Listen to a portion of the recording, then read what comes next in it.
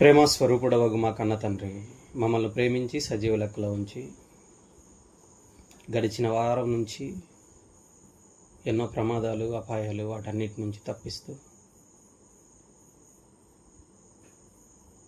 మీ మాటలు కొద్ది నిమిషాలు ధ్యానించటానికి, నేర్చుకోవటానికి ఇచ్చిన అవకాశాన్ని బట్టి కృతజ్ఞతలు.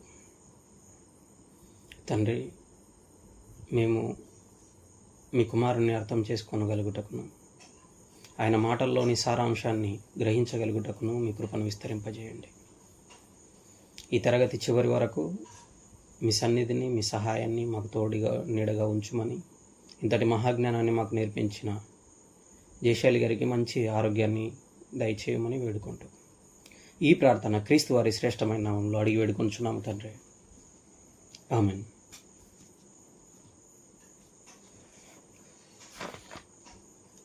గత 4 వారాలుగా యేసుక్రీస్తు వారు శిలువ మీద పలికిన మాటలలోని సారాంశాన్ని, ఆ మాటలను మనం ధ్యానిస్తూ ఉన్నాము. అందులో భాగంగా ఈరోజు 5వ మాటను ధ్యానించే ప్రయత్నం చేద్దాం. 5వ మాట కదా, గత 4 వారాల నుంచి అంటే ఎంతమందికి గుర్తున్నాయో తెలీదు. అందుకే ఒకసారి రీక్యాప్ చేసుకొని ఒక 5 నిమిషాల లోపల మనము 5వ మాటలోకి వెళ్ళిపోదాం. ముఖ్యంగా ఒక మనిషి చివరి మాటలకు మరో మనిషి చాలా విలువనిస్తాడు. అయితే లోకంలో మనుషులందరూ కూడాను ఏదో ఆస్తుల గురించో, కక్ష, పగ, ప్రతీకారాల గురించో, తన తదనంతరం మిగతా వాళ్ళు తాను చేయాలనుకున్నవి చేయలేకపోతే మిగతా వాళ్ళని, తన వారసులను కానీ తన శ్రేయోభిలాషులను కానీ పిలిచి మాట్లాడటం చివరి మాటలుగా మనకు తెలుసు. అయితే ఇక్కడ యేసుక్రీస్తు వారు శిలువ మీద పలికిన మాటలుగా చెప్పబడుతున్న ఈ మాటల్లోని ఆంతర్యం చాలా గొప్పది. ఇదివరకు 4 మాటల్లో మీరు విన్నది జాగ్రత్తగా ఆలోచించి ఉంటే ఇప్పటికే మీకు ఒక అవగాహన వచ్చి ఉంటుంది. అయినప్పటికీ మొదటి మాటగా యేసుక్రీస్తు వారు పలికిన మాట ఏంటంటే, తండ్రి, వీరేమి చేయుచున్నారో వీరెరుగరు గనుక వీరిని క్షమించుము అని పలికాడు. అంటే తనని హింసిస్తున్న వారిని, తనను సిలువ వేస్తున్న వారిని, వాళ్లకు తెలియని స్థితిలో వారు ఉన్నారు కాబట్టి వారిని క్షమించండి అని తండ్రికి తనను హింసించుచున్న వారి కొరకు ప్రార్థన చేసిన వాడుగా యేసుక్రీస్తు వారు కనబడుతున్నారు. అలాగే ఆ మాట భావాన్ని మీరు ఇంకా లోతుగా తెలుసుకోవాలనుకుంటే యూట్యూబ్లో ఆ మాటకు సంబంధించిన వివరణ ఉంది, వినండి. అలాగే 2వ మాట, దొంగతో అనగా మారిన దొంగతో నీవు నాతో కూడా పరదైసులో ఉందువు అనే మాట ఆయన పలికాడు. అది కూడా ఎందుకు అతనితో మాత్రమే అన్నాడు? ఇంకొక దొంగను ఎందుకు ఆ రోజు చనిపోతున్నప్పటికీ అతనితో ఈ మాట అనకుండా ఒకే ఒక దొంగతో ఎందుకు అన్నాడు? ఏంటి? అతను చివరికి వచ్చే లోపల యేసుక్రీస్తు వారి యొక్క నిర్దోషత్వాన్ని, ఆయనకు పడాల్సిన శిక్ష ఇది కాదు అని తను గ్రహించిన వాడుగా, యేసుక్రీస్తు వారి యొక్క రాజ్యాన్ని గ్రహించిన వాడుగా, ఆ రాజ్యంలో తనని చేర్చుకోమన్నట్లుగా తను అర్థించిన విధానాన్ని మనం నేర్చుకున్నాం 2వ మాటలో. 3వ మాటలో, అమ్మా, ఇదిగో నీ కుమారుడు, ఇదిగో నీ తల్లి అని ఆయన తల్లి అయిన మరియను ఉద్దేశించి, అలాగే ఆమె పక్కనే ఉన్నటువంటి యోహాను గారు, అనగా తాను ప్రేమించిన శిష్యుడు, ఎక్కువగా ప్రేమించిన శిష్యుడైన యోహాను గారు ఇద్దరు దగ్గరగా ఉండటము, వాళ్ళిద్దరూ యేసుక్రీస్తు వారి శిలువకు దగ్గరగా ఉండటాన్ని బట్టి చెప్పాడు. దీన్ని చాలామంది శరీర సంబంధమైన బంధంగా అభివర్ణించారు, కానీ అంతకంటే అత్యంత ప్రాధాన్యమైన విషయం ఏంటంటే ఆత్మబంధాన్ని సూచిస్తూ వాళ్ళిద్దరిని ఏకం చేశాడు ఒక తల్లి కుమారులుగా. తన జీవితకాలంలో ఎన్నోసార్లు ఆవిడ వస్తే ఎవరు నా తల్లి అన్న ఆయన చివరి దినాలకు వచ్చే లోపల యేసుక్రీస్తు వారి కోసం, వాక్యం కోసం, ఇంకా చెప్పాలంటే యేసుక్రీస్తు వారి యొక్క పని కోసం, యేసుక్రీస్తు వారి కోసం తన తర్వాత పుట్టిన తమ్ముళ్ళని, అనగా ఆమె కుమారులని, కుమార్తెలను విడిచిపెట్టి మరి యేసుక్రీస్తు వారి దగ్గరికి రావటం, ఆ టయానికి ఆమెకు ఎటువంటి ఆవాసము లేకపోతే ఎటువంటి ఇల్లు కూడా లేని స్థితిలో ఆవిడ ఉన్నదన్న విషయాన్ని యేసుక్రీస్తు గ్రహించిన వారుగా తాను ప్రేమించిన శిష్యుడైనటువంటి యోహాను గారి ఇంట్లో చేర్చుకోనమని యోహాను గారికి చెప్పటం. అంటే ఆ సిచ్యువేషన్లో యోహాను గారి తల్లి యేసుక్రీస్తు వారి దృష్టిలో ఆయనకు తల్లిగా పిలువబడట్లేదు, కానీ యేసుక్రీస్తు వారి తల్లి ఇదిగో నీ తల్లి అంటున్నాడు. అలాగే మరియమ్మ గారి, అనగా తల్లి అయిన మరియకు కుమారులు తర్వాత నలుగురు ఉన్నప్పటికీ, కుమార్తెలు ఉన్నప్పటికీ, వీళ్ళు ఇంతమంది ఉన్నప్పటికీ, నలుగురా అంతకంటే ఎక్కువ అన్నది మళ్ళొకసారి చెక్ చేసుకుందాం. అయితే వీళ్ళు ఉన్నప్పటికీ వాళ్ళు కూడా కాకుండా ఇదిగో నీ కుమారుడు అని చెప్పటంలో ఆత్మబంధాన్ని సూచిస్తుంది అన్నట్లుగా మనం నేర్చుకున్నాం. తర్వాతి కాలంలో యేసుక్రీస్తు వారు చనిపోయి తిరిగి లేచిన తర్వాత ప్రార్థన చేసేటప్పుడు ఇదే యోహాను గారి ఇంటికి ఆయన తమ్ముళ్ళు కూడా వచ్చినట్లుగా మనకు కనబడుతుంది. అపోస్తల కార్యంలో 1వ అధ్యాయంలో, తర్వాత చదువుకోండి. అంటే దేవుడి లెక్కలలో బంధము అనగా ఆత్మబంధాన్ని సూచిస్తూ చెప్పుతున్న విషయాలను మనము 3వ మాటలో నేర్చుకున్నాం. ఇక 4వ మాటలకు వచ్చేస్తే, నా దేవా నా దేవా నన్నెందుకు చెయ్యి విడిచితివి అన్న మాటను కేక వేసి తండ్రితో చెప్పాడు. ఈ మాట ప్యూర్గా 3 గంటలకు, ఇంచుమించు 3 గంటల కంటే తన చివరి స్టేజ్లో మాట్లాడుతున్నట్లుగా మనకు తెలుస్తుంది. అంటే 3 గంటలకు, ఉదయం 9 గంటల నుంచి 3 గంటల వరకు ఆయన వేలాడుతూ ఉన్నాడు. ఇంచుమించు 3 గంటలప్పుడు నా దేవా నన్ను ఎందుకు చెయ్యి విడిచావు అని అడిగాడు. అది అడగటంలో లేదా కేక వేయటంలో, బిగ్గరగా కేక వేయటం అనేది కూడా మనం ధ్యానించాం.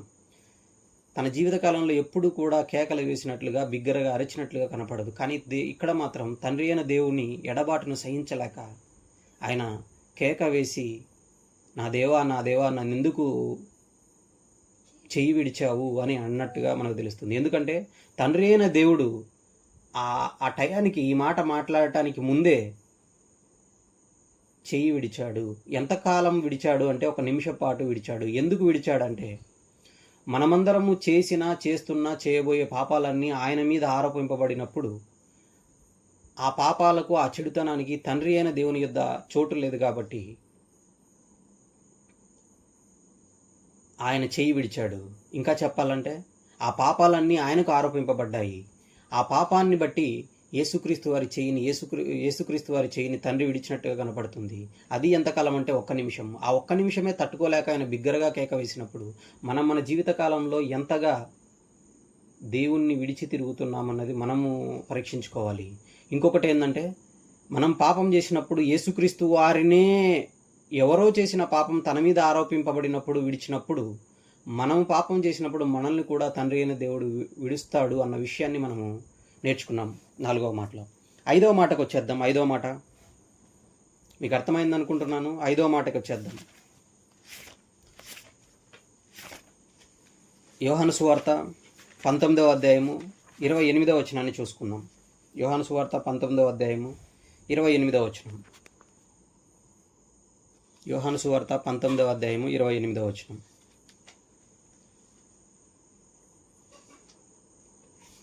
అటు తరువాత పిమ్మట ఇలాగా చాలా పదజాలము బైబిల్ రాస్తున్నప్పుడు కనపడుతూ ఉంటుంది. అటు తరువాత అంటే కొంచెం డిస్టెన్స్ టైం ఉన్నట్లుగా మనకు తీసుకోవాలి. వెంటనే అంటే వెంటనే జరిగింది అని అర్థం. పిమ్మట అంటే దానికి కొంత టైం ఉంది అని అర్థం. తరువాత అంటే కొంత టైం ఉంది. అటు తరువాత అంటే దానికి కూడా ఒక స్పెసిఫిక్ టైం సూచిస్తూ ఉంటుంది బైబిల్లో. కాబట్టి జాగ్రత్తగా ఆలోచించండి. అటు తర్వాత అంటే ఏది, పైన ఏం జరిగింది? అమ్మ ఇదిగో నీ కుమారుడు, ఇదిగో నీ తల్లి అని చెప్పాడు కదా, ఆ సందర్భం ఉంటుంది యోహాను సువార్తలో. తర్వాత ఏలి లామా సబక్తాని అన్న విషయం మిగతా సువార్తల్లో ఉంటుంది కానీ ఇక్కడ ఉండదు. అందుకే అటు తరువాత అన్న పదప్రయోగం మధ్యలో కొంత విషయం ఉంది అని తెలియజేయటానికి అటు తర్వాత అనే పదప్రయోగం బైబిల్లో జరుగుతూ ఉంటుంది. నోట్ చేసుకోవాలి. అటు తర్వాత సమస్తము అప్పటికి సమాప్తమైనదని యేసు ఎరిగి. అప్పటికి సమాప్తమైనదని యేసు ఎరిగి లేఖనము నెరవేరునట్లు నేను దప్పిగొనుచున్నానని అనేను. ఇప్పుడు ఏం జరిగింది? 29 కూడా చదువు. చిరకతో నిండిన ఒక పాత్ర అక్కడ పెట్టి ఉండెను గనుక వారు ఒక స్పంజి చిరకతో నింపి హిస్సోపు పుడకకు తగిలించి ఆయన నోటికి అందించిరి. ఇదేంటంటే బాగా వినాలి, దాహం గురించి నేను దప్పిగొనుచున్నాను అని పలకడం. ఇంతకు దాహం అనగా భౌతిక దాహమా, లేకపోతే బైబిల్లో చాలా భావజాలంతో, భావముతో లేదా సారాంశంతో దాహం గురించి చెప్పబడింది? అవి ఆలోచించే ప్రయత్నం చేద్దాం. నిజంగా ఈయన దాహమయ్యే అడుగుతున్నాడా?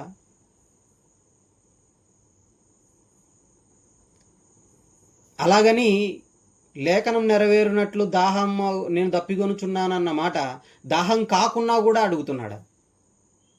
మీకు అర్థమైందో లేదా? బాగా పట్టుకోండి. యేసుక్రీస్తు వారు తను దాహమై అడుగుతున్నాడా నీళ్ళు ఇవ్వమని, లేదా లేఖనంలో ఉంది కాబట్టి దాహమున దప్పిగొనుచున్నాను అని అడుగుతున్నాడా? లేఖనంలో ఉంది కాబట్టి అనే ఆ ఒక్కదాని మీదే స్టాండ్ అవ్వటానికి లేదు. అదే ఈరోజు మనం నేర్చుకునబోయే పాఠం. చూద్దాం. దాహం అంటే మనకు తెలుసు, అంటే ఎండాకాలంలో శరీరంలోని నీరు తగ్గిపోయినప్పుడు, డీహైడ్రేట్ అయినప్పుడు నీళ్లు తాగాల్సిన అవసరం ఉంది. ఇది అర్థం అవ్వటానికి యోహాను సువార్త 4వ అధ్యాయానికి వెళ్ళిపోదాం. యోహాను సువార్త 4వ అధ్యాయము చూద్దాం. యోహాను సువార్త దాహం గురించి యోహాను సువార్త 4వ అధ్యాయము 9-10 వచనాలు చదువుదాం. ఇంతకుముందు మనం చదువుకున్నదే అయినప్పటికీ ఇక్కడ విషయం చదువుదాం. 9-10 వచనాలు. యోహాను సువార్త 4వ అధ్యాయము 9-10 వచనాలు. సమరయ స్త్రీ, యూదుడవైన నీవు, ఇంకా 7వ వచనం చూద్దాం. సమరయ స్త్రీ ఒకతే నీళ్లు చేదుకొంటకు అక్కడికి రాగా యేసు నాకు దాహం ఇమ్మని ఆమెను అడిగాను. అంటే దాహం ఇమ్మని అడిగాడు. ఈయన దాహమై అడుగుతున్నాడా అంటే దాహం కాకుండానే అడుగుతున్నాడని అనటానికి లేదు, ఎందుకంటే ఆయనకు దాహం అవుతుంది అక్కడ కన్ఫామ్. అయితే కింద ఒక మాట చెప్తున్నాడు చూడండి, 9-10. యూదుడవైన నీవు సమరయ స్త్రీని నన్ను దాహనమికిమ్మని ఎలాగ అడుగుచున్నావు అని అడగటము. ఇక 10లో కూడా దేవుని వరమును ఒక విషయాన్ని చెప్తున్నాడు. అంటే ఈయన ఒక విషయాన్ని ఆమెకు చెప్పాలనుకుంటున్నాడు. ఆమె ద్వారా పని జరుగుతుందన్న విషయం ఆయనకు తెలుసు. ఏమంటున్నాడు? నీవు దేవుని వరమును నాకు దాహమునకి ఇమ్మని నిన్ను అడుగుచున్న వాడెవడో ఎరిగి ఉంటే నీవు ఆయన అడుగుదువు, ఆయన నీకు జీవజలం ఇచ్చును అని అన్నాడు. అంటే అసలు నీకు దాహానికి ఇమ్మని నేను అడుగుతున్నా, నేను ఎవరనుకున్నారు? అసలు నా గురించి నీకు తెలిసి ఉంటే నువ్వు ఒకటి అడుగుతావు, అతను మాత్రం నేను జీవజలం ఇవ్వగలను అని చెప్తున్నాడు. అంటే థర్డ్ పర్సన్ మాట్లాడినట్టుగా చెప్తున్నాడు ఇతను, యేసుక్రీస్తు వారు. అంటే యేసుక్రీస్తు వారు జీవజలం ఇవ్వగలిగినంత కెపాసిటీ ఉన్నవాడు. జీవజలం వస్తే ఏం జరుగుతుంది అని చెప్తున్నాడు చూడండి. 13. అందుకు యేసు, ఈ నీళ్లు త్రాగు ప్రతివాడు మరలా దప్పిగొనును, నేనిచ్చు నీళ్లు త్రాగు వాడెప్పుడునూ దప్పిగొనడు, నేను వానికిచ్చు నీళ్లు నిత్య జీవమునకై వానిలో ఊరేడి నీటి బుగ్గగా ఉండునని చెప్పాను. అంటే ఈయన ఒక మాట అంటున్నాడు, ఏమని? అసలు ఈ నీళ్లు తాగితే మళ్ళీ దప్పికొంటారు, నేనిచ్చే నీళ్లు, అదే జీవజలం ఉందే, ఆ నీళ్లు తాగేవాడు ఎప్పుడు దప్పికొనడు అని చెబుతూ ఏమంటున్నాడు? వాడెప్పుడునూ దప్పికొనడు, నేను వానికిచ్చు నీళ్లు నిత్య జీవమునకై వానిలో ఊరేడి నీటి బొగ్గగా ఉండును అన్నాడు.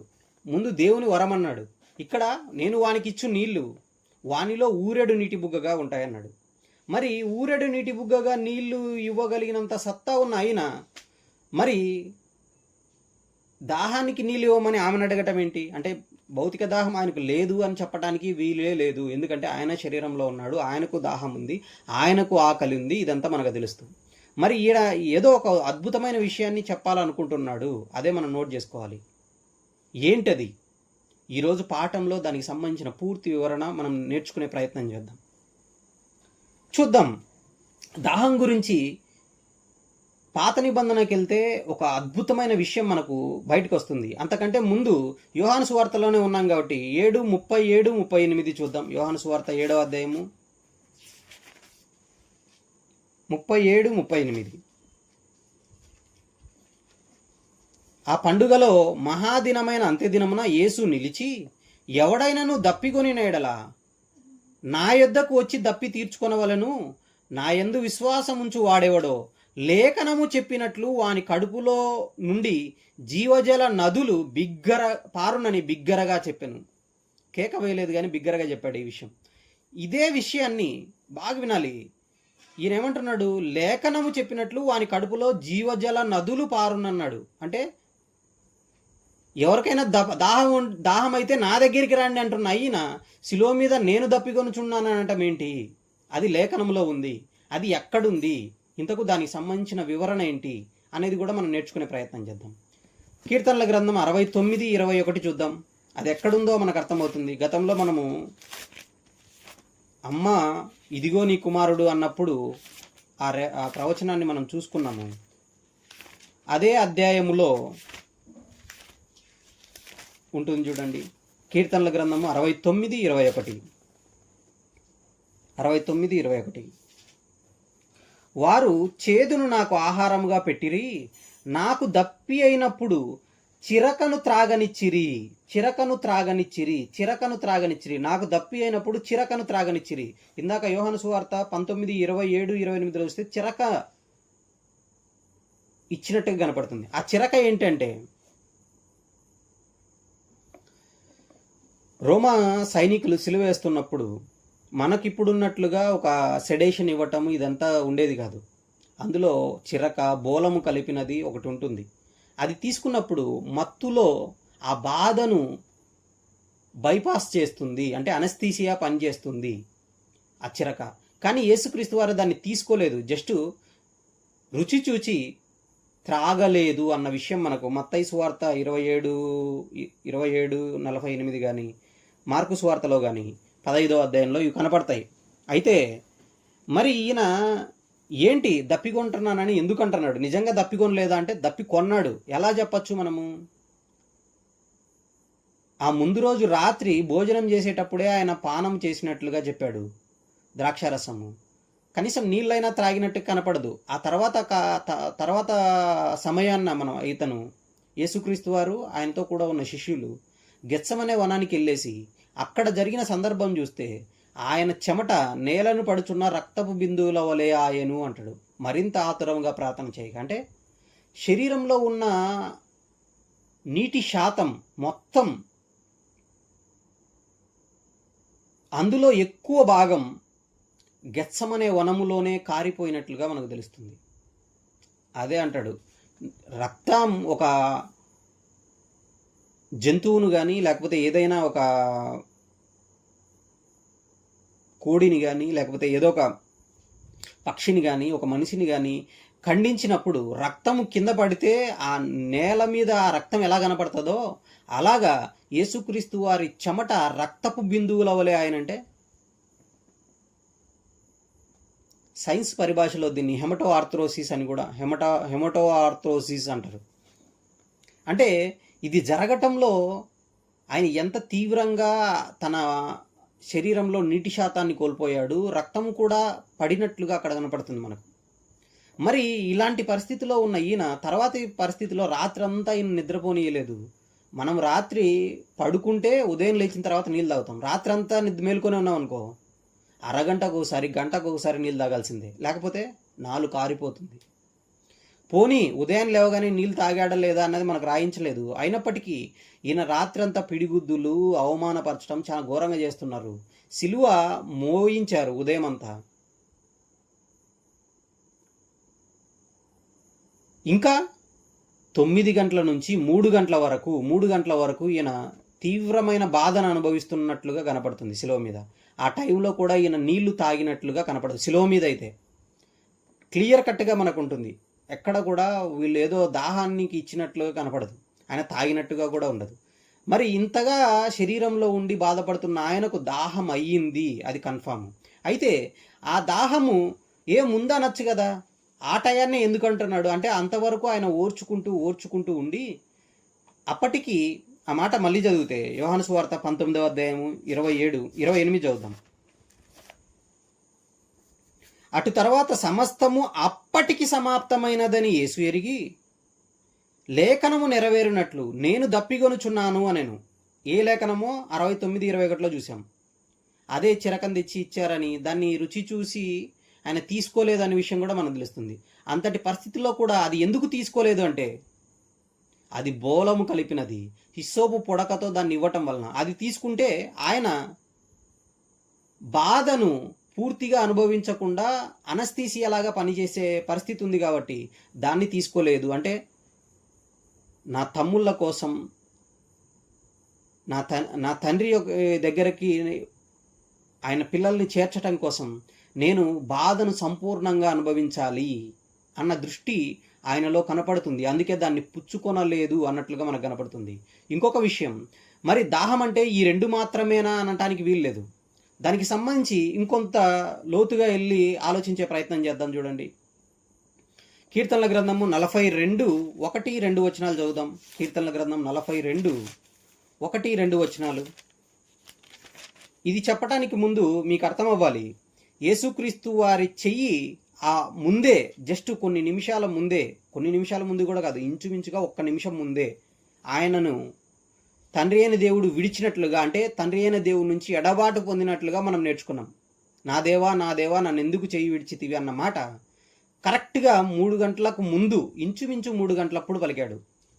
ఇప్పుడు ఈ మాట చూడండి, దుప్పి నీటివాగుల కొరకు ఆశపడినట్లు దేవా నీ కొరకు నా ప్రాణము ఆశపడుచున్నది, నా ప్రాణము దేవుని కొరకు తృష్ణగొనుచున్నది, జీవం గల దేవుని కొరకు తృష్ణగొనుచున్నది. ఈ మాట చూస్తే దాహం గురించి మాట్లాడుతున్నాడు. ఒక దుప్పి నీటివాగుల కొరకు ఆశపడుతుంది అంటే దాహమై అది ఆశపడుతూ ఉంటుంది, అంటే ఒక పోలికలో చెప్తున్నాడు. కానీ ఇక్కడ దుప్పి నీటి గురించి మాట్లాడుతూ, దుప్పి గురించి తనకు ఆ దుప్పికి దాహమైనటువంటి నీటి గురించి మాట్లాడుతున్నాడు.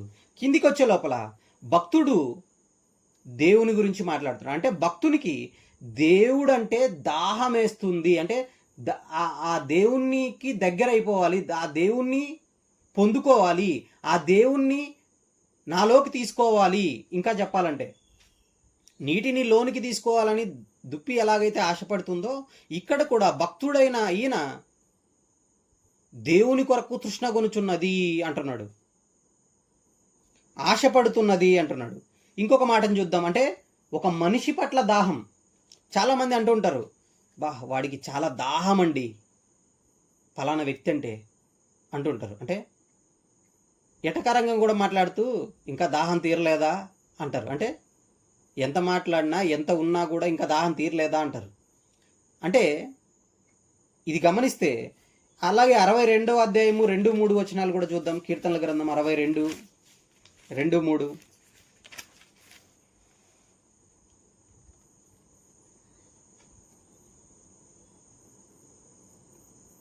సరే, ఇది వద్దు, ఇది కూడా ఇంచుమించు అదే భావజాలంతో ఉంటుంది.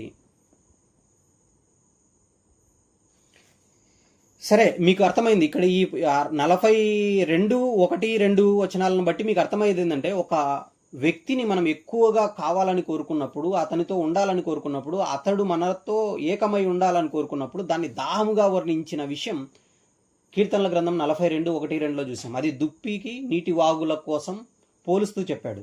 ఇక్కడ యేసుక్రీస్తు వారు కూడా ఈ మాట పలికే టయానికి ముందు ఏం జరిగింది? తండ్రి అయిన దేవుడు తన చెయ్యి వదిలినట్టుగా తాను చెప్పుకొచ్చాడు. తండ్రి అయిన దేవుడు వదిలాడు కాబట్టి ఆ ఒక్క నిమిషము కూడా తను తట్టుకోలేక ఆ నిమిషములోనే, అంటే 1 నిమిషం పాటే వదిలాడు. చనిపోవటానికి 1 నిమిషం వదలాలి అన్న విషయాన్ని కూడా మనం గతంలో లేఖనాల నుంచి నేర్చుకున్నాం. అందుకే యేసుక్రీస్తు వారి చెయ్యి 1 నిమిషం పాటు వదిలాడని. ఆ 1 నిమిషంలో కూడా తక్కువ భాగం తను తట్టుకోలేక ఆశపడుతున్నట్లుగా, దాహం పడుతున్నట్లుగా కూడా ఇక్కడ తీసుకోవాలి మనం. శరీర సంబంధమైన భౌతిక దాహం ఉంది, అలాగే లేఖనము నెరవేరినట్లు దప్పిగొనుచున్నాను అనడంలో ఆత్మీయ దాహము, అంటే ఆత్మపరంగా తండ్రి అయిన దేవుని ఎడబాటును తట్టుకోలేక ఆ ఆత్మ అనగా తండ్రి అయిన దేవుడు తనలోకి రావాలి, తనతో ఉండాలి, ఆయనతో ఏకమై ఉండాలి అని కోరుకున్నట్లుగా ఆ దాహాన్ని కూడా వ్యక్తపరుస్తున్నట్లుగా మనం 2 విషయాలు నేర్చుకున్నాం. మరి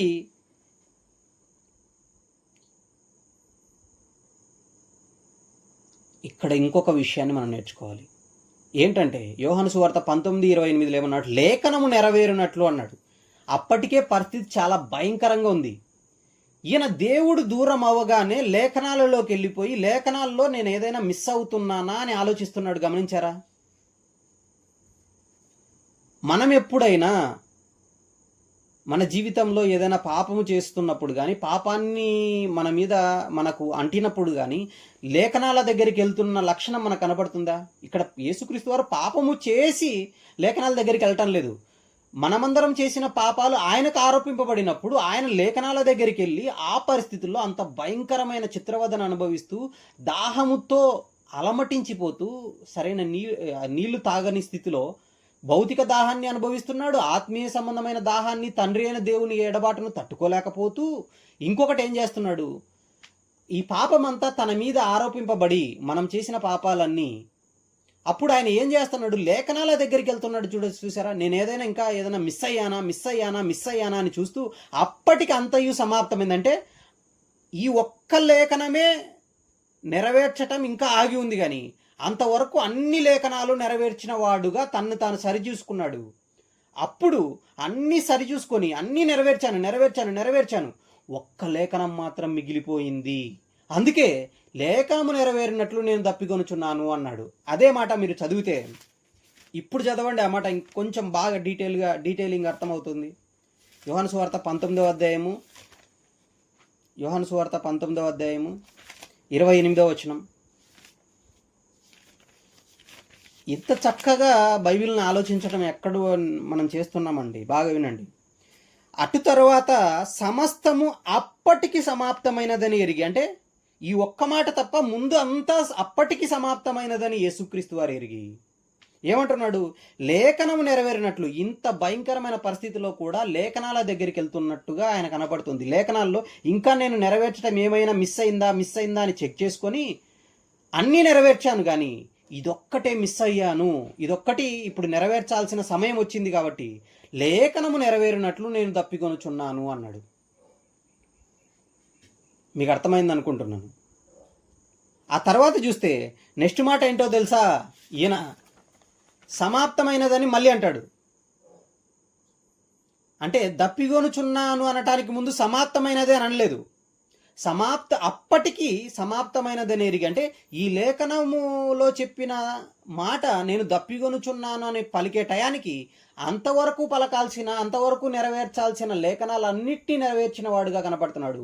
అప్పటికి సమాప్తమైనదని ఆయన ఎరిగి ఇంకొకటి మాత్రమే ఇంకా నెరవేర్చాల్సి ఉంది అని లేఖనము నెరవేరినట్లు నేను దప్పికొనుచున్నాను అన్నాడు. అంటే భౌతిక దాహం ఉంది, ఆత్మీయ సంబంధంగా తండ్రి అయిన దేవుడి కోసం ఆయన ఆశపడుతూ దాహాన్ని తీర్చుకోవాలని అనుకుంటున్నాడు. ఇంకోటి, ఆయన మీద పాపం ఆరోపింపబడడం వలన దేవుని ఎడబాటు తట్టుకోలేక ఆయనతో ఉండాలని ఒగరుస్తూ ఇంకా కోరుకుంటూ ఆశపడుతూ దాహాన్ని వ్యక్తం చేస్తూ ఇంత పాపం ఆరోపింపబడినప్పటికీ మనకు ఏం నేర్పుతున్నాడు తెలుసా? మనం ఎప్పుడైనా పాపములో పడిపోతున్నప్పుడు ఎవరిదైనా మన పాపం, మనము కూడా ఇతరుల కోసం ప్రాణం పెట్టబద్దులమై అన్నప్పుడు ఎదుటివారి తప్పున్నప్పుడైనా సరే మనం వెంటనే ఆ పాపం మనకు ఆరోపింపబడినా మనం లేఖనాల్లోకి వెళ్ళాలి అన్న విషయాన్ని చెప్పకనే గుర్తు చేస్తున్నాడు. అందుకే ఈ మాటను పలుకుతున్నాడు. నోట్ చేసుకోవాలి ఈ పాయింట్. మీకు అర్థమైంది అనుకుంటున్నాను. మళ్ళీ జాగ్రత్తగా వినండి. నేను చెబుతున్న పాయింట్ చాలా క్లియర్గా చెప్తున్నాను. పాపములో పడిపోయినా సరే, వేరే వాళ్ళ పాపం మనము దేవుని వాక్యాన్ని చెబుతున్నప్పుడు, వాళ్ళను రక్షించటానికి మనం వెళ్తున్నప్పుడు వారి నిందలు కానీ వారి పాపాలు కానీ మనకు అంటుకున్నప్పుడు మనం వెంటనే చేయాల్సిన పని ఏంటో తెలుసా? లేఖనాల్లోకి వెళ్ళటము, లేఖనాలతో బంధాన్ని కలిగి ఉంటాం. ఇంకా నేను ఏమైనా మిస్ అయ్యానా అని చూసుకోవాల్సిన బాధ్యతని యేసుక్రీస్తు వారు గుర్తు చేస్తున్నాడు. మనం ఎక్కడండి? మనకు ఎంతటి పరిస్థితి వచ్చినా, మన ఆరోగ్యం బాగలేక బెడ్ మీద పడినా కూడా నేను ఇంకా ఏమైనా తప్పు చేశానా, ఏమైనా ఇంకా లేఖనాలు నెరవేర్చాల్సి ఉందా, నేను ఇంకా లేఖనాలు నెరవేర్చాలంటే నేను ఏం చేయాలి, ఈ లేఖనం నెరవేర్చాలని ఎవరన్నా ఆలోచిస్తారా? ఇలాంటి పరిస్థితుల్లో ఉంటే మనం ఏం చేస్తాం? తండ్రి ఎలాగైనా ఈ నొప్పి లేకుండా చేయి తండ్రి, ఎలాగోలాగైనా ఆరోగ్యాన్ని ఇవ్వు తండ్రి, ఎలాగోలైనా దీని నుంచి నాకు బయటపడి తండ్రి, నాకు తట్టుకోలేకుండా తండ్రి, ఇలాగ మాట్లాడుకుంటాం, మనం ప్రార్థన చేస్తాం. కానీ యేసుక్రీస్తు వారు చేస్తున్నది అందుకే ముందు చెప్పాను నేను, బోలము కలిపిన ఆ చిరకను ఎందుకు పుచ్చుకోలేదంటే రుచి చూసి, ఆయన ఆ చిరకను పుచ్చుకుంటే కొంత అమ్నీషియా అంటే మత్తుగా ఫీల్ అవుతాడు. ఆ మత్తుగా ఫీల్ అయినప్పుడు ప్రజల కొరకు తాను పడే బాధ తగ్గే పరిస్థితి ఏర్పడుతుంది. అది కూడా ఆయన ఒప్పుకోలేదు. నేను సంపూర్ణంగా 100% నా తండ్రి దగ్గరికి ఈ భయంకరమైన పాపంలో ఉన్న వారందరినీ తీసుకెళ్ళటానికి నేను 100% బాధను అనుభవించటానికి సిద్ధపడి ఉన్నానని తెలుపుతున్నట్టుగా కనపడుతుంది. ఇంతవరకు మీకు అర్థమైంది. అయితే దీని నుంచి మేమేం నేర్చుకోవాలండి అని మీరు అనొచ్చు. మనం ఇలాంటి దృక్పథంతో లేకపోతే మనం ఈ లోకాన్ని అనుభవించటంలో ఉండిపోయి దాహం గురించి ఆలోచించేటప్పుడు మనకు బైబిల్లో చాలా సంగతులు తెలుస్తాయి. ఒక ధనవంతుడు ఉన్నాడు. వాడు ఏం చేసేవాడు? ప్రతిదినము బహుగా సుఖపడుచు, తినుచు, త్రాగుతూ, సుఖించుచు హ్యాపీగా ఉంటున్నాడు. కానీ ఇంతగా దాహాన్ని తీర్చుకొని, ఇంతగా దాహం కాదు అది, ఏకంగా చెప్పాలంటే సరదాకు తాగేవాడు. కానీ వాడికి ఒక రోజు వచ్చింది చనిపోయిన తర్వాత. ఏంటి ఆ రోజు? పాతాళంలోకి వెళ్ళిపోయిన తర్వాత జరిగిన సందర్భం మీకు తెలుసు. ఏంటి? దాహం వేసింది వాడికి. ఆ మాట చూస్తే లూకాసు వార్త 16వ అధ్యాయం 23-24 చూద్దాం. లూకాసు వార్త 16వ అధ్యాయం 13. ఇది కూడా భౌతిక దాహమే కాదు, చనిపోయిన తర్వాత కూడా ఆత్మకు ఒక దాహం ఏర్పడుతుంది అన్న విషయాన్ని రూపకాలంకారంగా విషయాన్ని చెప్తున్నాడు. లూకాసు వార్త 16వ అధ్యాయము 23 లేదా డైరెక్ట్ 24 చూద్దాం. తండ్రివైన అబ్రహామా, నాయందు కనికరపడి తన వేలి కొనను నీళ్లలో ముంచి, ఏమంటున్నాడు? తండ్రివైన అబ్రహామా అంటున్నాడు. మరి తండ్రి అయిన అబ్రహాము ఇలాగా ప్రతిదినము సుఖపడలేదే. చనిపోయిన తర్వాత ఈ విషయం వాడికి అర్థమైపోయింది. అర్థమైతే ఏం ప్రయోజనం? లాజర్ను చూస్తూ ఉన్నప్పటికీ లాజరుకు తను భోజనం చేస్తున్నాడు, కానీ లాజరుకు రొట్టె ఇచ్చిన వాడే కాదు అసలు. అలాగైతే లాజరు రొట్టెతో ఆకలి తీర్చుకున్నాడు అని రాయబడింది. అది అంటే ఇంటి వాకిట పడి ఉన్నా కూడా రొట్టెను మాత్రం ఇవ్వలేదు. ఈయన ఆ రొట్టె ముక్కలతో ఆకలి తీర్చుకొనగోరాడు. కానీ ధనవంతుడు ప్రతిదినము బహుగా సుఖపడుతూ, అంటే దాహం అయితే నీళ్ళు తాగటం వెరైటీ ఏముంది, నార్మల్. కానీ సరదాకు కూడా చాలా తాగేవాడు ఇతను. కానీ చనిపోయిన తర్వాత తీరని దాహానికి వెళ్ళిపోయినాడు. ఇది మాత్రం తీరక అట్లుండవలసిందే. ఈ పరిస్థితి మనం గ్రహించాలి. అందుకే మన జీవితాలలో మనము ఎప్పుడు పాపంతో చనిపోకూడదు అనటానికే, ఈ తీరని దాహానికి వెళ్ళకూడదు అని తెలియజేయటానికే ఆయన శిలువ మీద పలికిన మాటలో ఏంటో తెలుసా? దప్పిగొనుచున్నాను అన్నాడు. అంటే తీరని దాహం ఒకటి ఉంది, ఆ దాహము చాలా భయంకరమైనది. అందుకే ఆ దాహము తీరని స్థితిలోకి నేను వెళ్ళకూడదని మనల్ని మనము జాగ్రత్త పరచుకోవటానికి కూడా ఆయన నేను దప్పిగొనుచున్నాను అని పలికాడు, లేఖనం నెరవేరునట్లు. అందుకే ఇది కూడా మనం నోట్ చేసుకోవాలి. యేసుక్రీస్తు వారి దాహం తీరిందా? భౌతికంగా దాహం తీరలేదు, కానీ చనిపోయిన మరుక్షణమే తండ్రి అయిన దేవుడిని మళ్ళీ పట్టుకున్నాడు ఆయన్ని. అందుకే 1 నిమిషం మాత్రమే ఆయన్ని విసర్జించి తిని అన్నమాట యెషయా గ్రంథంలో మనం గత వారం నేర్చుకున్నాం. అందుకే ఇదంతా మనకు ఎందుకండి అంటే, మన టైం అయిపోయింది, ఒక 3 నిమిషాల్లో అయిపోతుంది. చివరిగా ఒక రెఫరెన్స్ చూపిస్తాను. ప్రకటన గ్రంథం 21:6. తీరని దాహంలో ఉన్న ధనవంతుడు ఓకే.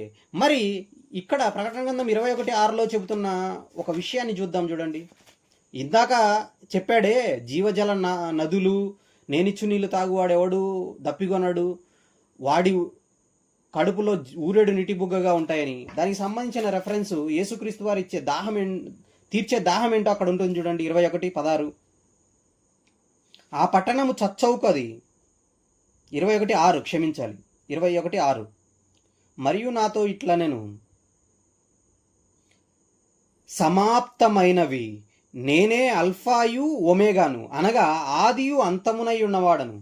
దప్పిగొను వానికి జీవజలముల బుగ్గలోని జలమును నేను ఉచితముగా అనుగ్రహించును, ఉచితముగా అనుగ్రహించును అన్నాడు. చూసారా? అంటే ఆయన ఉచితముగా అనుగ్రహించాడు.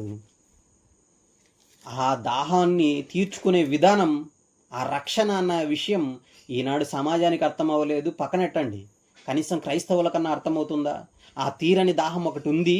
నేను భూమి మీద ఉన్నప్పుడు, పాపము నా మీదకి వచ్చినప్పుడు కానీ, పాపంలో నేను పడినప్పుడు కానీ, పాపము నేను చేసినప్పుడు కానీ వెంటనే లేఖనాల దగ్గరికి వెళ్ళాలి, యేసుక్రీస్తు వారి దగ్గరికి వెళ్ళాలి. యేసుక్రీస్తు వారి నుంచి నాకు ఎడబాటు ఏర్పడుతుంది, తండ్రి అయిన దేవుడి నుంచి ఎడబాటు ఏర్పడుతుంది. కాబట్టి ఆత్మీయంగా ఆ దాహాన్ని నేను తీర్చుకోవాలి. లేఖనాలను నాలోకి ఆహ్వానించి, నేను ఏదైనా వాక్యాన్ని మీరానా, ఆజ్ఞాన్ని అతిక్రమించి నేను పాపం చేశానా, కాబట్టి దాన్ని సరి చేసుకోవాలి అని క్రాస్ చెక్ చేసుకునే మైండ్ క్రైస్తవులకు ఎంతమందికి ఉంది? దేవుడు దూరం అవుతాడన్న భయం ఎవరికి ఉంది? దేవుడు దూరం అయితే మళ్ళీ దగ్గరకు చేసుకోవడానికి యేసుక్రీస్తు వారు వెంటనే ఒక్క నిమిషపు ఆ కాలంలోనే లేఖనాన్ని నెరవేర్చి తను ప్రాణాన్ని పెట్టిన మరుక్షణమే తండ్రి అయిన దేవుని సహవాసాన్ని, అన్యోన్యతను మరీ తిరిగి పొందుకున్నట్లుగా, అంటే తన దాహాన్ని తీర్చుకున్నట్లుగా, ఆత్మ సంబంధమైన దాహాన్ని తీర్చుకున్నట్టుగా తర్వాతి మాటల్లో మనకు అర్థమవుతుంది. అందుకే అలా తీర్చుకున్నాడు కాబట్టి ఆయన జీవజలపు బుగ్గలలో నుంచి నీటిని ఇవ్వగలడు. ఆ నీటిని మనము తీసుకున్నప్పుడు మనము కూడా పరలోకానికి వెళ్ళి దాహమే లేని స్థితిలోకి వెళ్ళిపోతాము. మనలోనే ఆ జీవజలాన్ని కలిగిన వారుగా మారతాము అన్న విషయాన్ని ఈ దాహమన్న ఈ మాటలో నుంచి నేర్చుకోవాలి. చివరిగా వచనాన్ని మళ్ళీ చదువుకొని ముగించుకుందాం. యోహాను సువార్త 19వ అధ్యాయము, యోహాను సువార్త 19వ అధ్యాయము 28 చూద్దాం. చూడండి. అటు తరువాత సమస్తము అప్పటికి సమాప్తమైనదని యేసు ఎరిగి లేఖనం నెరవేరినట్లు నేను దప్పిగొనుచున్నాను అనేను. అంటే భౌతిక దాహం ఉంది, ఆత్మీయ దాహం ఉంది. తండ్రి అయిన దేవుడి నుంచి ఎడబాటు తట్టుకోలేకపోతున్నాడు. అలాగే పాపము, మన పాపమందరికీ ఆయనకు ఆరోపింపబడినప్పుడు ఆయన లేఖనాల్లోకి వెళ్ళి నేను అన్నీ నెరవేర్చానా లేదా అని క్రాస్ చెక్ చేసుకుంటున్నాడు. క్రాస్ చెక్ చేసుకున్న ఆయన అప్పటికి అన్ని లేఖనాలు నెరవేర్చాడు, కానీ ఆ టైంలో నెరవేర్చాల్సిన ఒక లేఖనం ఉంది. అందుకే లేఖనం నెరవేరినట్లు దప్పిగొనుచున్నాను అన్నాడు. అది కీర్తనలు 69:21లో ఉందన్న విషయాన్ని నేర్చుకున్నాము. వాళ్ళు దాహం తీర్చాలని వీళ్ళేంటంటే అక్కడున్నది ఏంటంటే అదే బాధను అనుభవిస్తున్నారు కాబట్టి బోలము కలిపిన ఒక స్పంజి చిరకాన్ని ఇచ్చినప్పుడు అది తీసుకుంటే బాధ కొంత శాతం తగ్గుతుంది. కాబట్టి నా తమ్ముళ్ళ కోసం, తండ్రి అయిన దేవుని దగ్గర కోసం, దేవునికి దగ్గరగా ప్రజలను చేర్చటానికి నేను సంపూర్ణంగా బాధను అనుభవించాలి. కాబట్టి దాన్ని రుచి చూసి త్రాగనొల్లకపోయాడన్న విషయాన్ని మనం ఆలోచించాము. భౌతిక దాహం అయితే తీరలేదు, కానీ ఆత్మీయ దాహం తర్వాత పొందుకున్నాడు. తర్వాత ఆయన జీవజలాలు ఎలా ఇస్తాడన్న విషయాన్ని కూడా నేర్చుకున్నాం. మన జీవిత కాలంలో మనము ఈ దాహాన్ని బ్రతికుండగానే తీర్చుకొనకపోతే, ఆత్మీయంగా చనిపోయే టయానికి మనము దేవునితోనూ యేసుక్రీస్తు వారితోనూ సరైన బంధాన్ని కలిగి ఉండకపోతే, అందుకే యోహాను సువార్త 4లో దేవుని వరము అన్నాడు. ఆ వరం ఏదో కాదు, పరిశుద్ధాత్మ. గత వారంలో మీకు ఒక డీటెయిల్డ్, చాలా లోతైన విషయాన్ని చెప్పాను. ఎప్పుడో తరగతిలో మనం నేర్చుకున్నాం. మొదట పరిశుద్ధాత్మ దేవుడు వస్తాడు బాప్తీసం పొందుకున్న వెంటనే. తర్వాత క్రీస్తు మనలో నివసిస్తాడు. తర్వాత క్రీస్తును లేపిన వాని ఆత్మ, తండ్రి అయిన దేవుడు కూడా మనలోకి వస్తాడు. ముగ్గురు కూడా మనలోకి వస్తారు అన్న విషయం తెలుస్తుంది. ఇక్కడ దేవుని వరం అంటే పరిశుద్ధాత్మ. క్రీస్తు అనగా లేఖనం మనలోకి తీసుకోవాలి, లేఖనాలను మనం గ్రహించాలి, లేఖనాలతో ఎడబాటు ఉండకూడదన్న విషయం తెలియజేస్తుంది. క్రీస్తును లేపిన వాని ఆత్మ అంటే దేవుడు కూడా మనతో, మనం చనిపోయే టయానికి ఈ ముగ్గురితో మనం కనెక్షన్ కలిగి చనిపోయిన వారిని మళ్ళా తిరిగి లేపుతాడు యేసుక్రీస్తు వారు. అప్పుడు పరలోకానికి వెళ్ళిన తర్వాత జీవజలముల బుగ్గల దగ్గరికి మనల్ని నడిపిస్తాడు. మనకు దాహం ఉండదు, ఆకలి ఉండదు, బాధ ఉండదు, కన్నీరు ఉండదు. ఇవన్నీ కూడా ఆ దాహమే లేని ఆ లోకానికి వెళ్ళటానికి ఈ భూమి మీద ఉండగానే ఆత్మీయ దాహాన్ని మాత్రం మనం ఎప్పుడు కలిగి ఆయనతో సరైన బంధాన్ని కలిగి ఉంటే ఖచ్చితంగా మనము పరలోకానికి వెళ్తాము, దాహమే లేని స్థితిలోకి వెళ్తాము. లేదంటే ధనవంతుడిలాగే నరకానికి వెళ్ళేసి ఆ వేదనకరమైన స్థలములో, పాతాళంలో ముఖ్యంగా అతను అడిగింటేంటి, తన వేలి కొనను నీటిలో ముంచి తన నాలుకను చల్లార్చుటకు పంపు అన్నాడు. వేలి మొత్తం కాదా, చెయ్యి మొత్తం కాదా? అంటే వేలు మొత్తం కూడా వద్దు తండ్రి, కేవలం వేలి కొన ముంచమన్నాడు. వేలి కొన ముంచితే ఎంత ఒక నీటి బొట్టు వస్తుందా? వచ్చినా ఇతని దగ్గరికి వెళ్ళినా అది తీరుతుంది అంటే తీరదు. అసలు వెళ్ళటానికి అవకాశం లేదన్నప్పుడు ఈయన మళ్ళీ వెళ్ళి ఇదంతా జరగదు. కాబట్టి నేను దప్పిగొనుచున్నాను అని లేఖనం నెరవేరినట్లు అడగటంలో భౌతిక దాహం ఉంది, ఆత్మీయ దాహం ఉంది. లేఖనాల దగ్గరికి వెళ్ళాడు, లేఖనాలు నెరవేర్చాడు అంతవరకు అన్ని. ఈ మాటను కూడా అప్పటికి నెరవేర్చాలి కాబట్టి నెరవేర్చాడు. అందుకే అప్పటికి సమాప్తమైనదని ఎరిగి లేఖనం నెరవేరినట్లు నేను దప్పిగొనుచున్నాను అన్నాడు. దాహం తీర్చటానికి అది బోలము రూపములో స్పంజి చెరకాను ముంచి ఇవ్వటంలో ఆయన దాహాన్ని తీర్చుకోవడానికి ప్రయత్నించలేదు. ఎందుకంటే మన కోసం సంపూర్ణంగా బాధను అనుభవించడానికి ఆయన సిద్ధపడ్డాడు. మనల్ని సంపూర్ణంగా ఆయన తండ్రి యొద్దకు చేర్చడానికి ఏమాత్రము కూడా బాధను తగ్గించుకోవటానికి అంత బాధపడుతున్నా కూడా ఒప్పుకోలేదన్న విషయం మనకు అర్థమైంది. ఇంత గొప్ప రక్షణను మనం నిర్లక్ష్యం చేయకుండా మనము పాపంలో పడిన వెంటనే లేఖనాల దగ్గరికి వెళ్ళాలి. తండ్రి అయిన దేవుడు ఎడబాటును కానీ, యేసుక్రీస్తు వారి ఎడబాటును కానీ మనము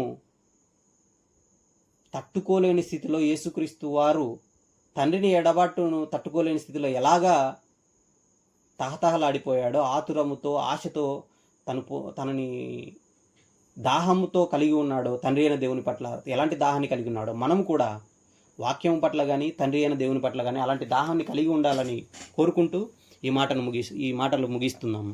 రేపు వారం 6వ మాటను నేర్చుకుందాం. చిన్న ప్రార్థన చేసుకొని ముగించుకుందాం.